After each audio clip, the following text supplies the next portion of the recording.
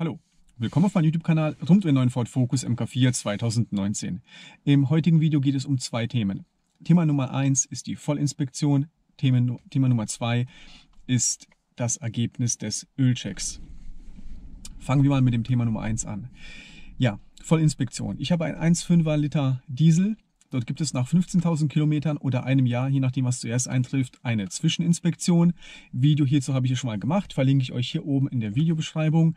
Und nach 2 Jahren oder 30.000 Kilometern, je nachdem was halt zuerst eintrifft, gibt es eine Vollinspektion. Also alle 15.000 Kilometer oder jedes Jahr gibt es eine Inspektion bei diesem Auto. Und ich habe mir hier ein paar Kostenvoranschläge eingeholt.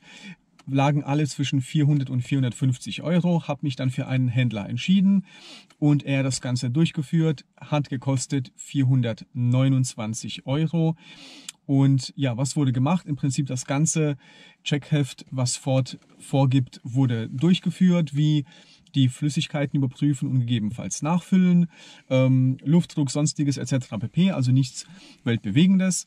Hier muss man erwähnen, es wurden natürlich die Filter getauscht, also zum Beispiel der Innenraumluftfilter wurde getauscht. Es ist von Ford vorgeschrieben, dass die Bremsflüssigkeit getauscht werden muss, wurde auch durchgeführt. Und natürlich das Motoröl inklusive Ölfilter. Und nachdem ich das Ergebnis des Ölchecks gesehen habe, macht es definitiv Sinn, das Öl jedes Jahr zu wechseln. Und wieso? Kommen wir jetzt dazu. Also, ich habe ja, wie ihr wisst, mir eine Motorölanalyse bestellt. Verlinke ich euch hier unten in der Videobeschreibung, wie immer, und auf meiner Homepage. Und wie im letzten Video, hier verlinke ich euch das Ganze auch, wie ich das Ganze gemacht habe, habe ich eine Probe entnommen, das Ganze eingeschickt, hat ziemlich genau inklusive Versand 3 Tage gedauert und nach 3 Tagen kam dann auch eine E-Mail. In dieser E-Mail war schon dick, fett und rot ein Ausrufezeichen hinterlegt. Ich dachte mir, ei, was ist denn jetzt los? Und natürlich im Anhang dann der Testbericht. Den Testbericht verlinke ich euch auch auf meiner Internetseite. Könnt ihr euch also gerne anschauen, runterladen, was da alles gefunden worden ist. Aber ich erzähle es euch. Also, was wurde gefunden? Es wurde festgestellt, dass ein erhöhter Anteil an Eisen und Aluminium sich im Motoröl befindet. Es ist natürlich dort auch ein Text hinterlegt, was das für Ursachen sein kann. Das können Abrieb von Kolben, sonstiges sein. Ich habe diesen erhöhten Anteil schon erwartet. Deshalb habe ich auch natürlich beim ersten Öl diese Probe noch nicht durchgeführt. Hat keinen Sinn gemacht. Der Motor muss eingefahren werden, was mich wiederum bestätigt, dass ein Motor eingefahren werden muss. Und somit hat es für mich keinen Sinn gemacht, das erste Öl zu testen, weil hier wären definitiv Aluminium- und Eisenablagerungen enthalten gewesen, weil der Motor ja noch nicht eingefahren war. Durch den ersten Tausch, also durch die erste Inspektion oder Zwischeninspektion, gab es dann ja frisches Öl. Und bei diesem Öl, das ich jetzt getestet habe, war ich der Meinung, dass zumindest mal fast keine Aluminium- oder Eisenteile mehr drin wären. Was ja nicht der Fall ist. Ein minimaler Anteil ist noch drin. Das kann natürlich jetzt zwei Ursachen haben. Entweder sind es noch die Restbestandteile des Einfahrens vom Motor, oder es ist natürlich tatsächlich irgendein Problem mit dem Motor. Das lässt sich so einfach jetzt natürlich da aus diesem Ergebnis nicht rauslesen. Man muss also noch einen zweiten Test nachziehen und dann die Ergebnisse vergleichen. Die Ergebnisse von jetzt und die Ergebnisse dann von dem zweiten Test. Und ja, ist der Aluminium- und Eisenanteil geringer, ist somit alles gut. Einfahrphase des Motors ist beendet und mit jedem Ölwechsel werden quasi diese Anteile ausgespült und es kommen keine neuen hinzu. Bleibt dieser Anteil gleich oder wird höher, ja, dann haben wir natürlich ein Problem mit dem Motor. Was dann genau die Ursache ist, das muss man dann herausfinden.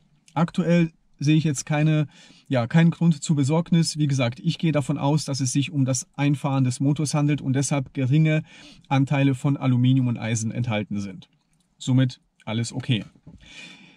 Ja, und was wurde noch entdeckt? Das wäre jetzt also nicht so das Kritische gewesen, oder vielleicht ein gelbes Ausrufezeichen gewesen. Wieso habe ich allerdings ein rotes Ausrufezeichen bekommen? Ja, ein rotes Ausrufezeichen, weil im Motoröl wurde auch ein deutlich erhöhter Kraftstoffanteil gefunden. Dieser Kraftstoffanteil kann auch zwei Ursachen haben. Aktuell ist es so, wir befinden uns in der Corona-Zeit. Der eine oder andere oder die Mehrheit von euch wird vielleicht auch eher von zu Hause aus arbeiten, in Kurzarbeit sein oder sonst irgendwas. Somit fährt man nicht mehr so oft und vor allem auch keine Langstrecken. Das ist bei den neuen Autos ja suboptimal, da die ganzen Partikelfilter eine gewisse Temperatur brauchen, bis sie wirklich arbeiten können. Auf einer Langstrecke geschieht das im Prinzip mehr oder weniger automatisch. Da kommt der Motor auf Temperatur, alles ist gut. Und ja, auf Kurzstrecke passiert das nicht. Es wird aber trotzdem zusätzlicher Kraftstoff eingespritzt, und damit der Partikelfilter auf Temperatur kommt. Dieser zusätzlich eingespritzte Kraftstoff wird dann durch die Kolben im Prinzip runtergezogen und landet dann im Motoröl. Fährt man jetzt also wieder eine längere Strecke, kommt der Motor auf Temperatur und dieser Kraftstoff im Motoröl verdunstet, verdampft. Das ist bei einem Benziner schneller geschehen. Benzin verdampft ja bei normalen Temperaturen schon. Beim Diesel braucht es 55, 60 Grad, bis der Diesel verdampft. Und somit ist es wichtig, dass man ab und zu mal längere Strecken fährt. Ich bin die letzte Zeit relativ viele Kurzstrecken gefahren und so gut wie keine Langstrecke. Das ist also für mich ein Hinweis, dass ich dann doch generell einmal im Monat, sagen wir mal, eine längere Strecke fahren sollte, um ja das Auto auf Betriebstemperatur zu bekommen und natürlich, dass der Partikelfilter seins tut. Und ich bin der Meinung, dass das die Ursache ist. Also die vielen kurzen Strecken haben verursacht, dass jetzt relativ viel Kraftstoff im Motoröl war. Das wurde ja bei der Inspektion natürlich komplett ausgetauscht. Ich habe jetzt frisches Öl drin und werde jetzt versuchen, keine Kurzstrecken mehr zu fahren und zwischendurch immer wieder eine längere Strecke einzuschieben. Und auch hier ist es jetzt wichtig, dass man noch einen Test macht, um nachzuschauen, ist dieser Kraftstoffanteil beim nächsten Test gleich geblieben, hat er sich verringert oder hat er sich vielleicht erhöht? Ist er kleiner geworden, dadurch, dass man längere Strecken gefahren ist und. Ist alles gut, deutet also darauf hin, dass es halt durch diese zusätzliche Einspritzung kommt. Ändert es sich nicht, bleibt es also gleich, dann kann es natürlich auch wiederum irgendwas bedeuten, dass irgendwas vorne nicht stimmt. Jetzt mit diesem Ergebnis, was wir haben, komplett in Panik zu geraten, ist komplett falsch. Man muss also, wenn man diesen Test macht, 2 Tests machen. Und ich werde auf jeden Fall für mich nochmal so einen Test durchführen, in einem halben, spätestens in einem Jahr, wenn wieder die Inspektion dran ist, und werde euch dann wissen lassen, wie das Ergebnis ist und ob wir hier tatsächlich irgendein Problem beim Motor haben oder ob es die Gründe hat, die ich gerade eben genannt habe. Wenn ihr auf das Ergebnis irgendwann mal genauso gespannt seid wie ich, abonniert doch den Kanal, ist für euch kostenlos. Ich würde mich auf jeden Fall freuen. Ja, das war es soweit zu diesen 2 Themen. Ich hoffe, es hat euch ein bisschen gefallen. Bleibt gesund und bis zum nächsten Mal. Ciao!